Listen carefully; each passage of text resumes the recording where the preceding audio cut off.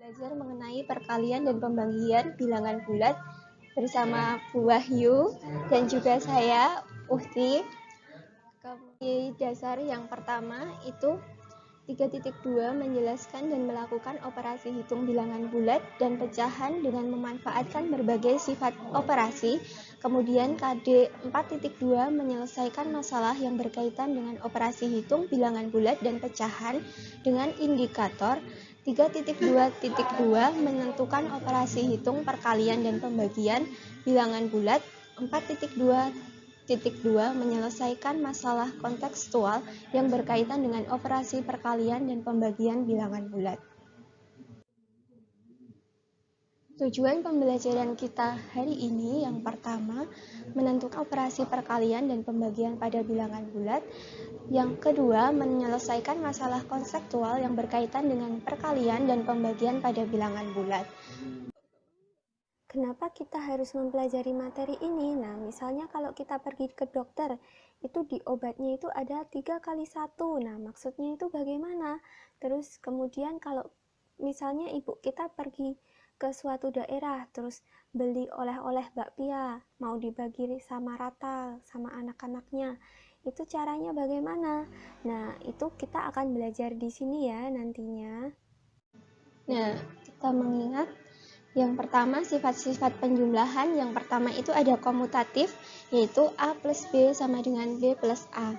Kemudian ada sifat asosiatif atau pengelompokan, yaitu A plus B plus C sama dengan A plus B plus C. Jadi dikelompokkan dulu. Kemudian ada sifat pengurangan, yaitu untuk setiap A dan B bilangan bulat berlaku A plus negatif B sama dengan A min B. A dikurangi negatif B sama dengan A plus B. Kemudian ada negatif A dikurangi negatif B sama dengan negatif A plus B. Kemudian ada negatif A ditambah dengan negatif B sama dengan negatif A dikurangi B. Nah, kita langsung masuk ke materi ya. Nah, perkalian adalah penjumlahan berulang. Misalnya, A dikali B, maka dapat diartikan menjumlahkan B sebanyak A kali. Nah, di sini A dikali B itu dapat kita tuliskan A plus B sampai A kali sebanyak A kali. Sifat-sifat yang perkalian, yang pertama itu ada komutatif, A dikali B sama dengan B dikali A. Nah, contohnya itu 3 dikali 2 sama dengan 2 dikali 3. Nah, itu hasilnya akan sama, yaitu 6. Kemudian ada sifat asosiatif, yaitu A dikali B dikali C sama dengan A dikali B dikali C. Nah, ini bedanya itu sama kayak yang penjumlahan tadi, dikelompokkan dulu di sini. Jadi A dikali B dulu dihitung, baru dikalikan dengan C. Yang ini, kalau yang ini B dikali C dulu, baru dikalikan dengan A. Nah, contohnya 2 dikali 3 dikali 4 sama dengan 2 dikali 3 kali 4. Nah, 2 dikali 3, 6 dikali 4, hasilnya 24. Kemudian kalau yang ini 3 dikali 4, 12 dikalikan 2, 24. Sama ya hasilnya ya.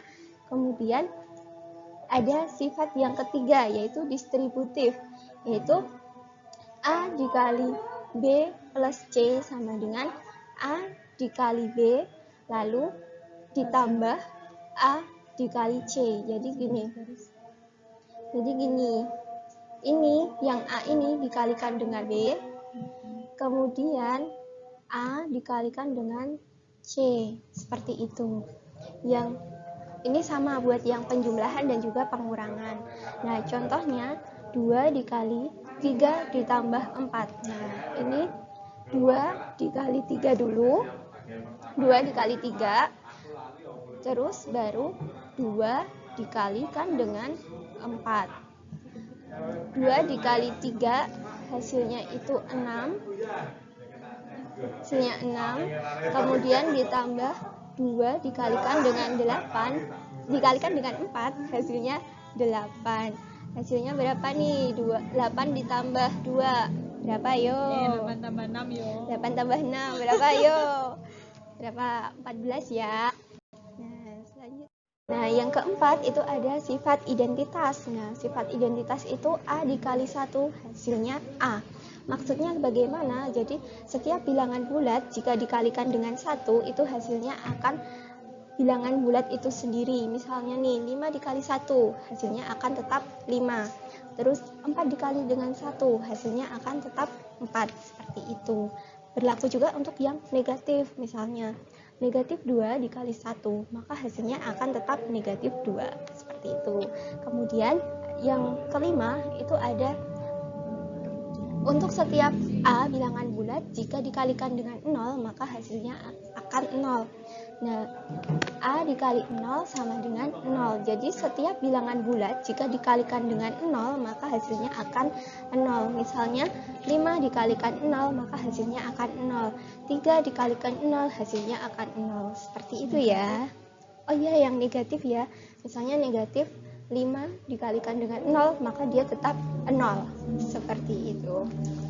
Nah, kemudian di sini ada aturan perkalian. Nah, yang pertama itu suatu bilangan positif jika dikalikan dengan suatu bilangan positif, maka hasilnya akan menjadi suatu bilangan positif.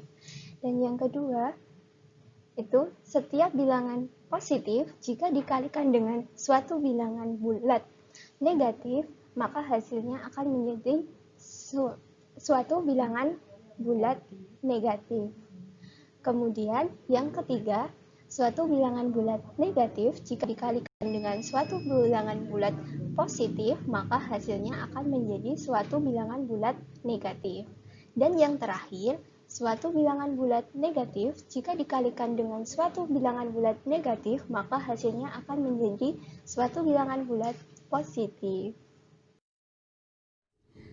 Oke, yang pertama itu bilangan negatif dikali dengan bilangan positif, hasilnya bilangan negatif. Contohnya, negatif 2 dikali dengan 3, hasilnya negatif 6. Kemudian, bilangan positif dikali dengan bilangan negatif, hasilnya bilangan negatif. Contohnya, 4 dikali dengan negatif 2 sama dengan negatif 8. Kemudian, bilangan positif dikali dengan bilangan positif, hasilnya bilangan positif. Contohnya 4 dikali 2, hasilnya 8. Kemudian yang terakhir, untuk bilangan negatif dikali dengan bilangan negatif, hasilnya bilangan positif. Contohnya itu negatif 7 dikali dengan negatif 1 sama dengan 7. Selanjutnya, mengenai pembagian bilangan bulat. Bilangan bulat itu apa? Pembagian bilangan bulat adalah pengurangan yang berulang. Di sini saya kasih contoh ya, 12 dibagi 4. Itu artinya gimana sih? Ya, langkah pertama yang kalian tulis adalah angka 12-nya terlebih dahulu. Lalu karena dibagi 4, nah berarti di sini dikurangi 4. Coba saya tanya, 12 dikurangi 4 berapa? 8. 8 dikurangi 4. 4 dikurangi 4, 0. Nah, tujuan kita di sini adalah agar hasilnya itu sama dengan 0. Tuh. Setelah itu hasilnya gimana sih 12 dibagi 4? Nah, kita hitung di sini 4-nya ada berapa? Yuk kita hitung. 1 2 3. Nah, berarti 12 dibagi 4 itu sama dengan 3. Nah, ya kan, 3. Ya. Selanjutnya, ya, secara umum, jika A, B, dan C adalah bilangan bulat, maka berlaku yang pertama, jika A dikali B sama dengan C, maka A di sini merupakan hasil pembagian dari C dibagi B. Dengan syarat B tidak boleh sama dengan 0. Begitu ya. Saya kasih contoh yang pertama, misalkan A-nya sama dengan 2 dikali B-nya sama dengan 3 sama dengan hasilnya adalah 6. Nah, coba perhatikan. Benar nggak sih kalau misalnya 2 itu merupakan hasil bagi dari C-nya tadi adalah 6 dan B-nya adalah 3. Nah, betul tidak? 6 dibagi 3 itu sama dengan 2. Betul ya? Ya. Itu contoh yang pertama. Sekarang ke yang kedua. Jika A dikali B sama dengan C, maka B di sini merupakan hasil pembagian dari C dibagi A. Dengan syarat penyebutnya, berarti di sini A itu tidak boleh sama dengan 0. Nah, coba angkanya sama saja kayak tadi ya. Di sini dimisalkan A-nya sama dengan 2, B-nya sama dengan 3, dan C-nya sama dengan 6. Coba B berarti 3, itu benar atau tidak sih? Merupakan hasil bagi dari 6 dibagi 2. Betul? Betul ya? Ya. Oke, kita ke slide selanjutnya. Alhamdulillah.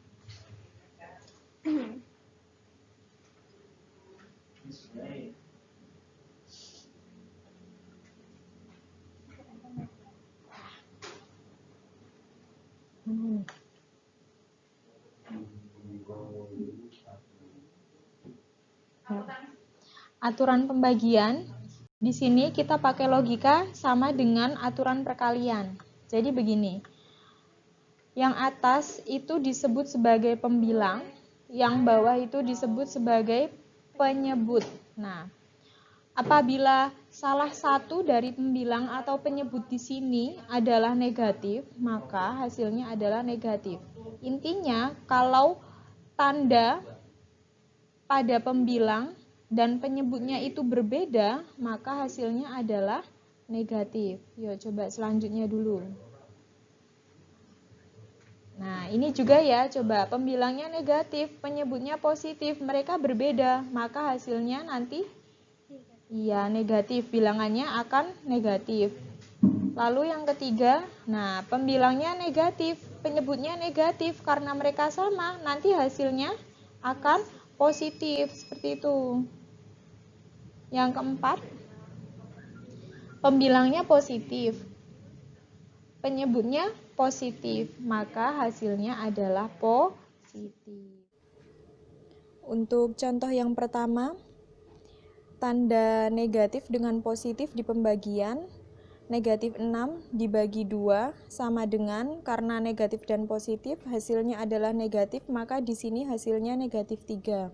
Lalu ke sebelah kanan, untuk contoh yang positif dibagi negatif, 6 dibagi negatif 2 sama dengan negatif 3. Di sini positif dibagi negatif, itu hasilnya negatif.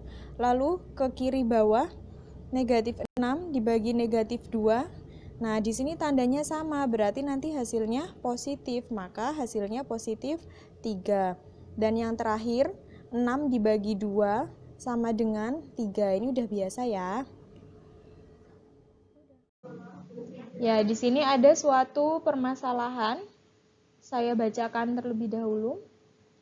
Setiap pagi hari, Aldo berlari mengelilingi lapangan dengan keliling 350 meter. Jika Aldo mengelilingi 3 kali, berapakah panjang lintasan Aldo berlari? Ayo ditebak, kita pakai perkalian atau pembagian? Ya, pakai perkalian ya.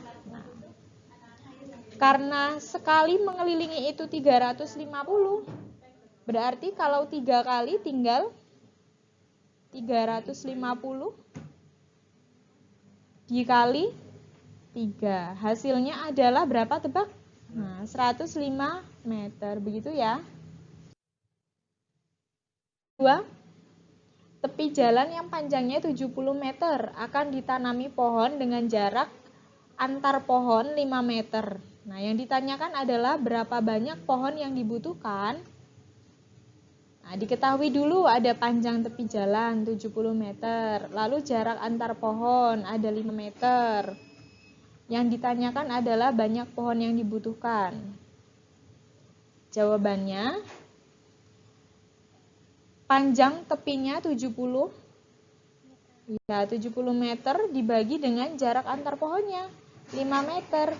Jadi nanti ada 14 pohon yang dibutuhkan. Nah, contoh ketiga ya. Harga 1 kodi kain Rp300.000. Harga 5 helai kain yang sama adalah, ayo tebak. Penyelesaiannya gimana? Nah, di sini 1 kodi, kita harus tahu ya 1 kodi itu berapa helai sih? 1 kodi itu 20 helai. Nah, karena harga 1 kodinya Rp300.000, berapa harga 5 helai?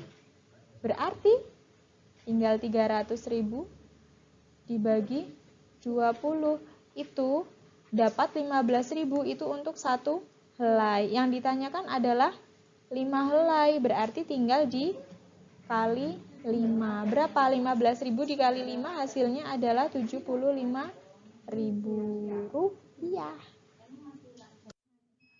Ya, terima kasih. Begitulah pertemuan kita hari ini mengenai perkalian dan pembagian. Kalau ada yang belum jelas bisa ditanyakan, bisa melalui WA atau bisa melalui komentar di Google Classroom. Begitu ya, selamat belajar dari kami. Assalamualaikum warahmatullahi wabarakatuh.